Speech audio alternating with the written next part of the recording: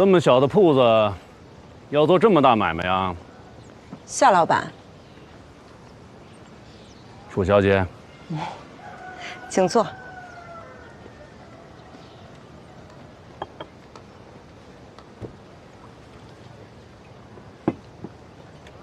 夏老板，请喝茶。同道最近会来齐州吗？他家老爷子中风好些了吗？夏老板有什么话就直说吧。楚小姐真是直爽啊！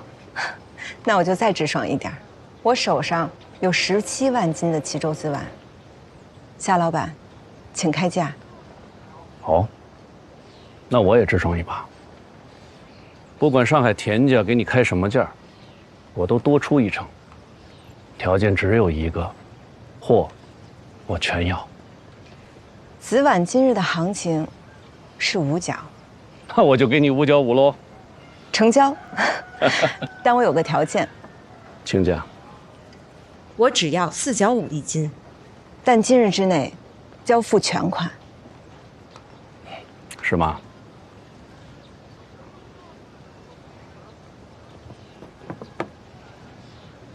我保证，全部都是这样的品相。成交。后续的事情我会让易掌柜跟你联系。没问题。但我有个疑问呐，本来你是要把这批货发往上海，为什么还会租这么一个小药棚呢？夏老板，我所谓的把货发到上海，其实是虚张声势。我跟上海田家没有任何关系。是吗？这也是为什么我愿意4角5一斤，把所有的货都给您的原因之一。我不希望您觉得我是上海田家的人。那原因之2呢？3日之后，我要向所有的药农交付尾款，不然的话，手上这些所有的紫碗都要退回去，定金还不能退给我。那就是说，如果今天我不来找你的话，2日之内你也会来找我。是，但我知道，您一定会先来找我。为什么？因为您一定对我很好奇。确实好奇。我现在更好奇的是，你欠药农多少尾款？9成。9成？对。9成，你的进货价不会低于3角，也不会高于3角5，那就说明这一把，你用了6000大洋，就挣了8000大洋。我的本钱只有35个大洋，刨去所有开销，我的利润只有6000大洋。哦，说说看。以35个大洋做定金，可以签下350大洋的紫碗收购契约，再把这个契约呢抵押到钱庄，至少可以贷出150大洋的现银，然后以此类推。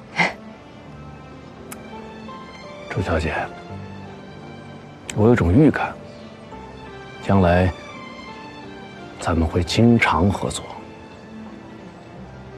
谢谢夏老板赏识。可是你把这个底全交给我了，楚小姐，就不怕我反悔重新跟你谈价？夏老板，您要是真能反悔的话，那您就不是夏元了。哎呀，跟楚小姐做生意，真是愉快。跟夏老板做生意是我的荣幸。告辞。好，请。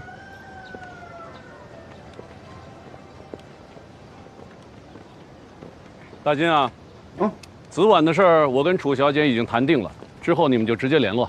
好，您放心。大少奶奶，高掌柜，好久不见。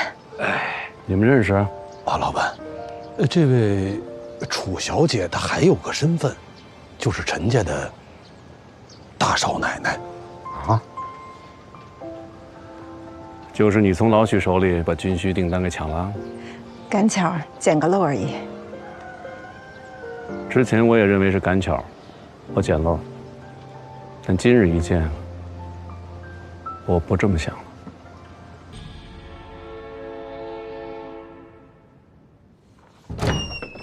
不好意思，我们打烊了。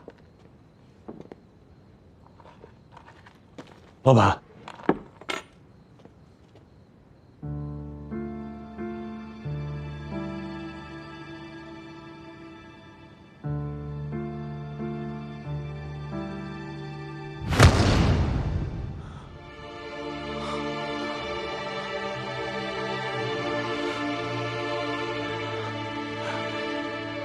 大哥，可算回来了，可算回来了，整整6年了，可算回来了。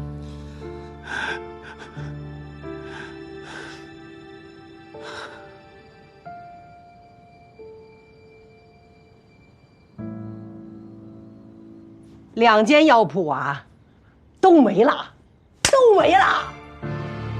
你都干什么了你啊？干什么了？娘，我也不想这样，遇到骗子了。骗子！你不是说你没问题吗？啊？你不是说你爹留下的产业，你大哥留下的产业，你守得住吗？啊？你这是怎么就遇上骗子了？你怎么就遇上？你气死我！你！奶奶别生气。本来好好的，都怪那些骗子，真是丧尽了天良啊！骗子呀，怎么就让你给遇上了呢？娘，二叔做错事了吗？轩儿，你记住了啊，长大以后可千万不能像他。记住了。轩儿，来过来，娘跟你说一件娘今天特别丢人的事儿。来，坐。我跟你说啊，哎呦，娘，你打我吧，你打我，你打死我！我打娘，你打我，你打我，打我，打醒我，你打死我，打我吧，娘！这以后这日子可怎么过呀63、69、54。看来大哥的生意版图比从前又扩张了不少。你要是再增长会更快。大哥手下强将如林，哪里差我这一个无名小卒啊？说这干嘛？哎，说正经的，这次回来有什么打算？跟我一起去上海吧，正好，你在那儿待了这么多年，人脉肯定很广，你还是留学生啊，上阵亲兄弟呀，你肯定能助我一臂之力。我马上要去法兰西了。这次到北京，一是为了办理留学事宜，二来想在走之前见见娘，见见大哥，给你们告个别。法兰西？去那儿干嘛？去那儿干嘛？寻找救国救民的良方。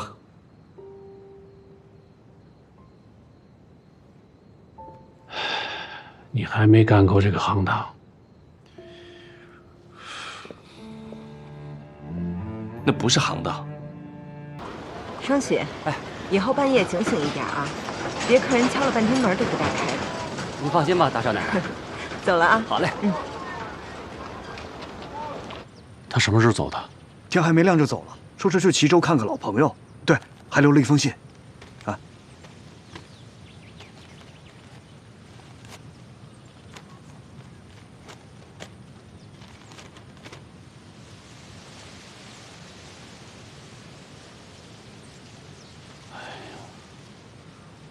这个下厨。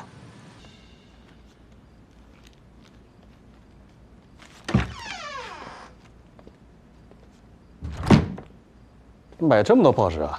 对啊，研究什么呢？南北打仗的事儿。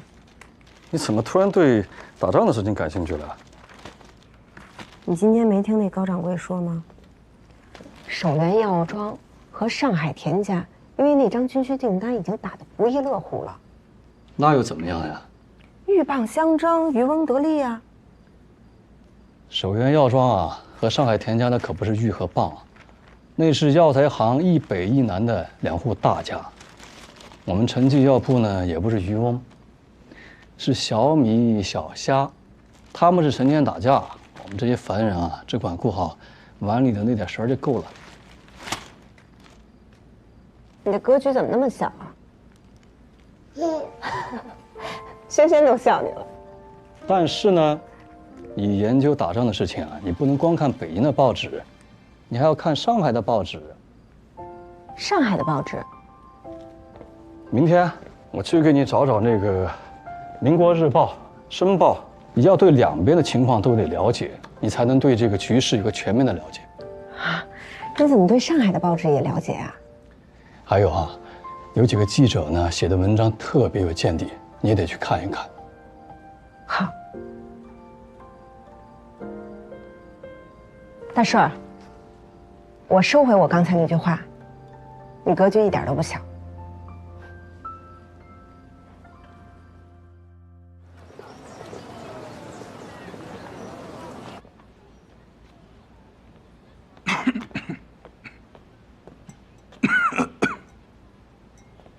我能坐这儿吗？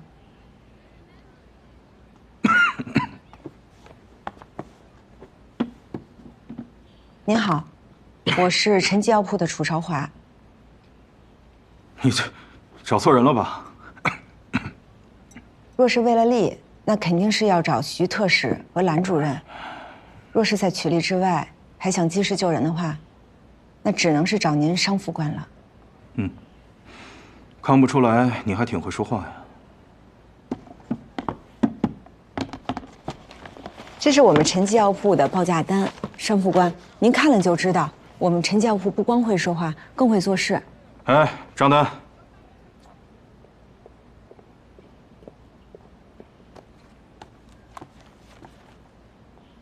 太无聊了吧？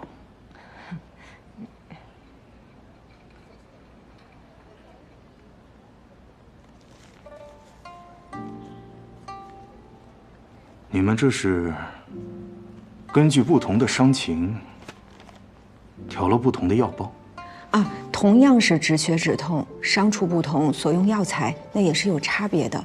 就譬如之前商副官即被中枪，如果能及时用上我们的正骨药包，必定不会落下下雨天肿痛的病根儿。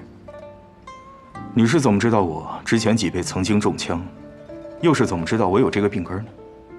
商副官曾经参加讨逆，冲锋在前，雄姿英发，那可都是在报纸上登载过的，我等小民都有印象的。嗨，俱往矣，不值一提。商副官，何不再看看我们这报价？恕我直言啊，你们要这么报价，那可没什么胜算呀。我们陈记药铺这报价可能不是最低的，但您看看我们的用量，那绝对是最真最好的。那你这么说，你怎么保证呢？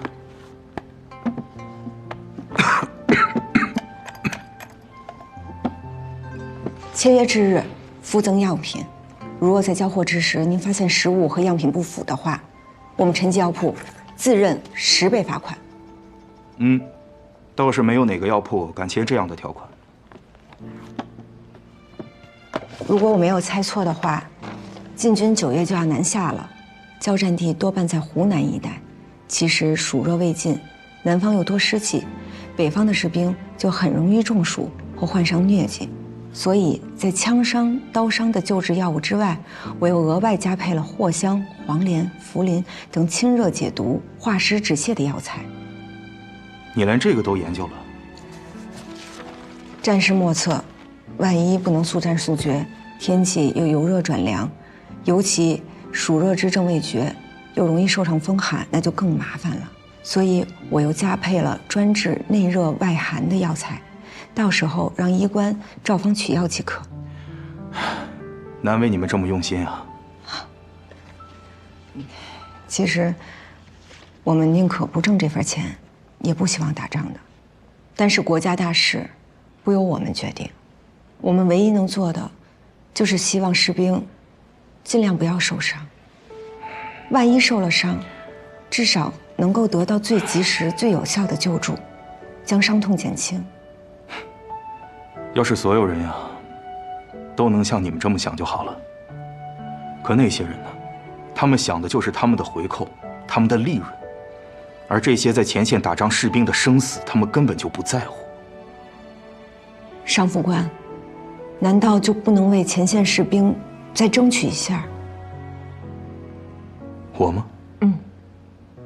我人微言轻。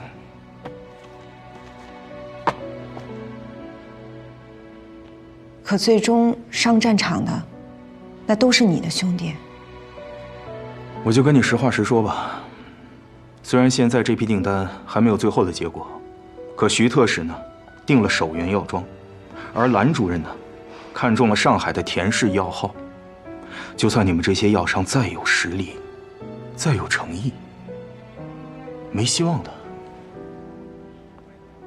我明白了，但是我希望，最终不管是哪家药铺拿下订单，都可以照着这个标准做，不为别的，就是希望多几个战士能在战场上活下来。谢谢。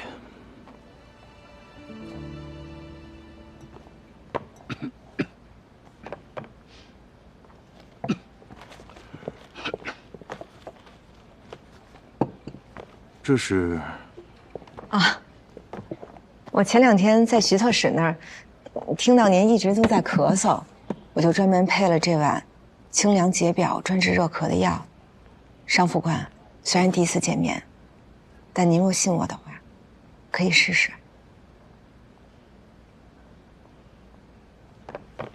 我信。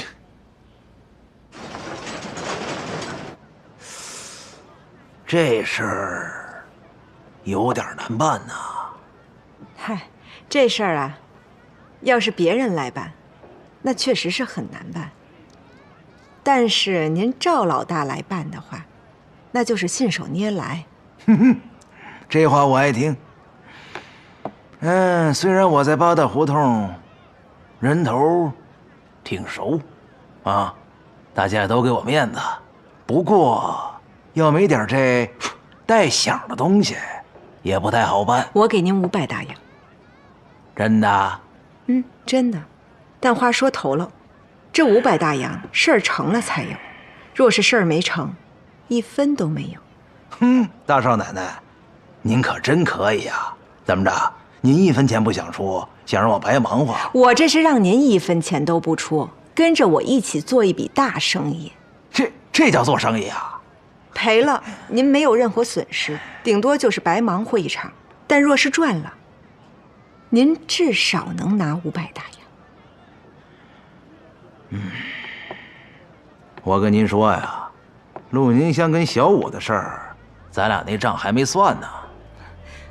这陆宁香怎么了？哟，演，我可听说了，这陆宁香一走出这临芳楼，就跟个活人似的。还有，那小武是你亲戚吗？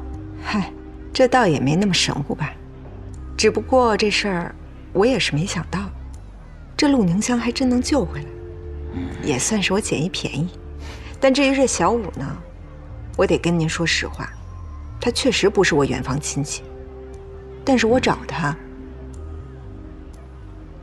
那是因为他偷了我家亲戚一样重要的东西。找回来了吗？没有啊，打死他都不说。你说能让我怎么办？哎，对了，赵老大，要不您问问他，您要是出手，他肯定不敢不说。这东西若是找到了，这赏金，咱俩1人1半。多少啊？2500大洋。看着我眼睛，再说一遍。哟，您非得让外面人听见是不是？2500大洋。总算跟我说了句实话。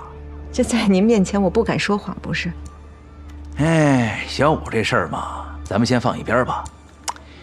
你说这军需单子这事儿，行，算我一锅。呀，那谢谢您了。不客气。小心台阶啊！好。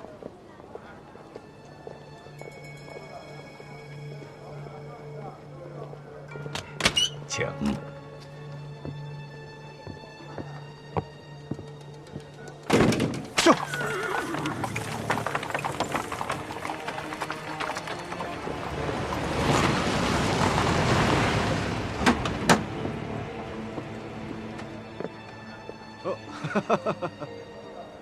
来来来来来，请。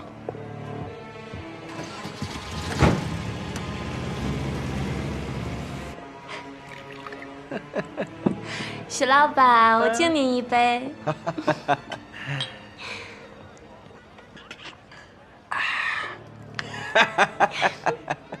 许老板酒量真好。酒好，人也好。徐特使，我敬您一杯啊！承蒙您关照。自家兄弟，好说好说。这姑娘的名字有点意思，叫孝义欢，是朱家胡同李老鸨子的人。之前在新世界群芳选举得了一个什么什么花国总理的头衔。果然漂亮。守元药庄大掌柜许洪年花4000大洋给他赎了身，又花了800大洋给他置了宅子，之后连人带宅子都给了这徐特使了。这守元药庄的人还真是出手大方哈。谁说不是啊？这是地址。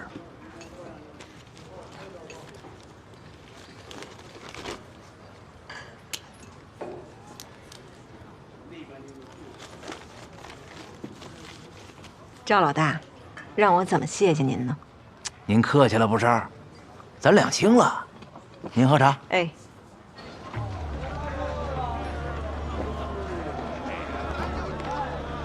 哎，您好，想问一下，想把这封信寄到上海去，该怎么办？哦，您就需要把这个信封放到那个邮筒里面就可以了。邮筒？啊，对，就那边。好，谢谢。不客气。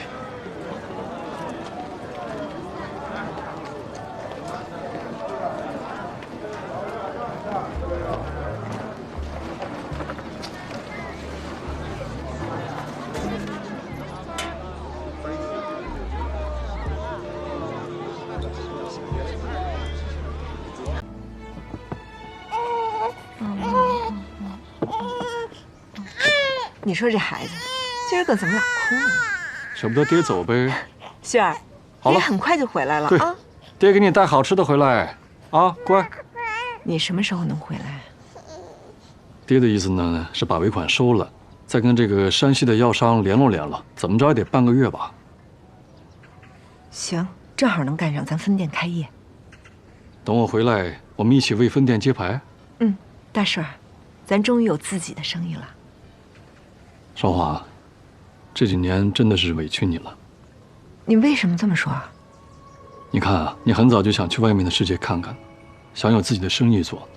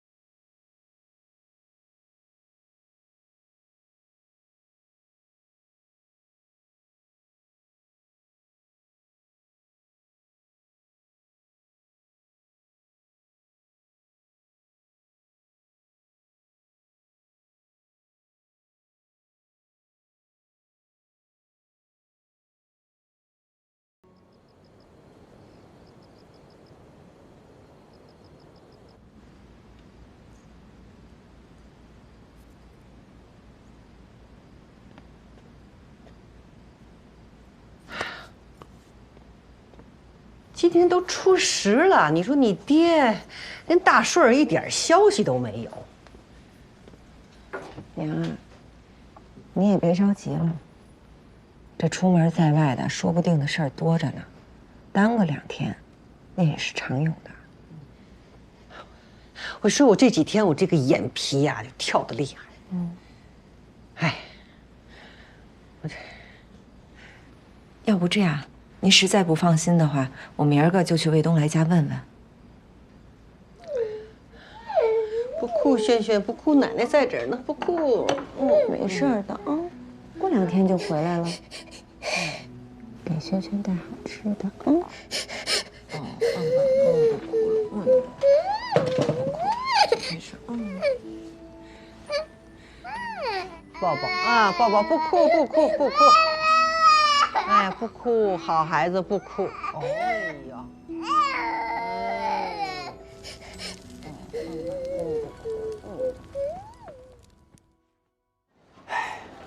我也是刚刚得到消息，说是山西闹了鼠疫，严督军把出入山西的路都给封了，你爹大顺，还有我们家的2个伙计都被困在那儿了。那这是要困多久？这就不知道了。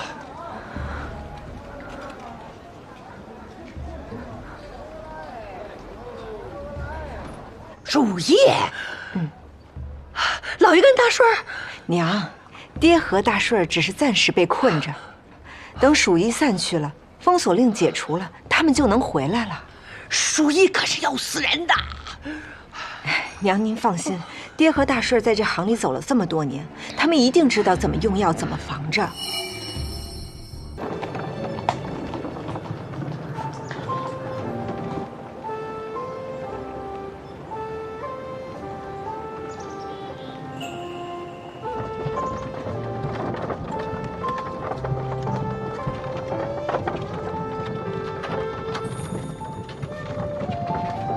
娘，走到哪儿了？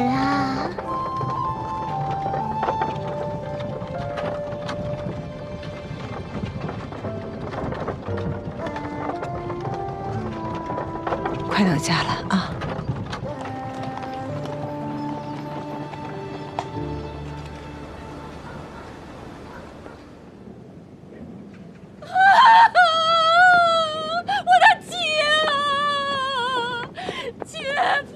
娘，你怎么来了？哎呀，姑爷啊，姑爷，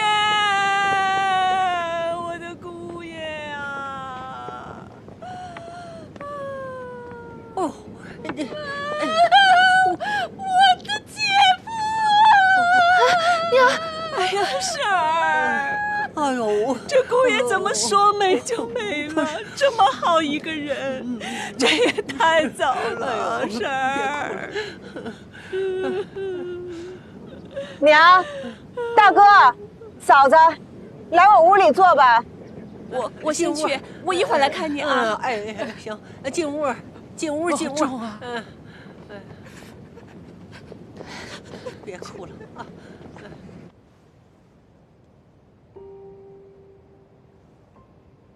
这是你跟大顺的女儿？娘，她叫萱萱。萱，去叫姥姥，叫姥姥去。姥姥。萱，这是舅舅，这是舅妈。舅舅、舅妈。你们娘俩的命怎么这么苦啊？以后你们这日子该怎么过呀？娘，大哥，你们不用担心。虽然大顺走了，但这以后的日子，我会带着萱萱好好过的。韶华，你以后就规规矩矩的守寡吧，少说多做。但愿你婆婆能看在死去的大顺的面上，善待你们娘俩。娘，我的事儿我知道。哎呀，娘，妹妹那么精明能干，没人亏了她，放心吧。少华，你怎么让二顺把家产都给占了呢？以后不会让自己再犯这样的错误了。啥意思啊？我不会再让自己因为痛苦而失去判断和应对。少华，那以后打算怎么办呢？以陈二顺这德行，2年吧，可能都超不过2年，陈家就给被他败光了。所以我得想办法，自己做点生意，给我和萱萱留一条后路。姐啊，我还在想一个事儿，说没就没。这老大家的他。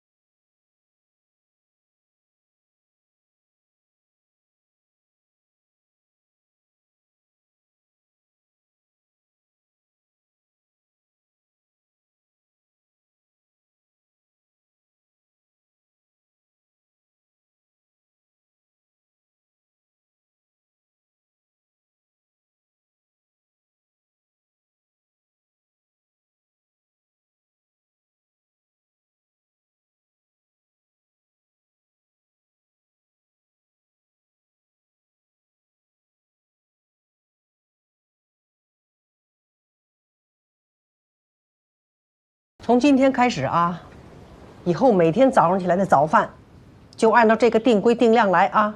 喝住，喝住。娘，这也太少了吧？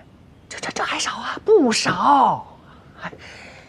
你们俩吃粗粮，我跟萱萱吃精粮。为啥？为啥？就是为咱家里没钱了。喝粥，喝，趁热喝。娘明明有钱的，从北京城家里走的时候，二顺给了娘几十个大洋呢。嫂子，你脑子灵主意多，想想办法呗。啊，什么办法？让我俩能吃上精粮的办法呀。我不想天天吃窝窝头啃苞米了，我想吃白面馒头，我想吃肉，我想吃。你刚才说，二顺给了娘几十个大洋。啊，我亲眼看到的。嫂子，你想到办法了？什么？给你40个大洋？娘，您看，咱家现在呢，吃喝是不愁，但是咱给长远计算是吧？我觉得还是应该再做点小生意。你又来了，你这孩子你怎么就不能安分呐？做生意那都是男人的事儿啊！你在家带孩子有吃有喝的不好吗？咱这儿靠着齐州药市，家里一直是做药材生意的，天时地利人和，咱都。现在我也不会放，不要再提当年了。就算你现在把我救上去了，我也失了身了，回不去了。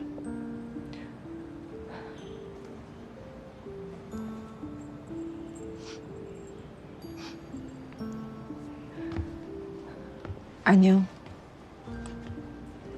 你还记得这个吗？小时候在齐州药市，咱俩身上钱也只够买这个的。虽然没多少钱吧，只有几文钱，但是当时你扎在头上，好开心啊！在我心里，这红头绳才是最好的，再贵的珠花也比不上。你是这齐州药市上最美的那个。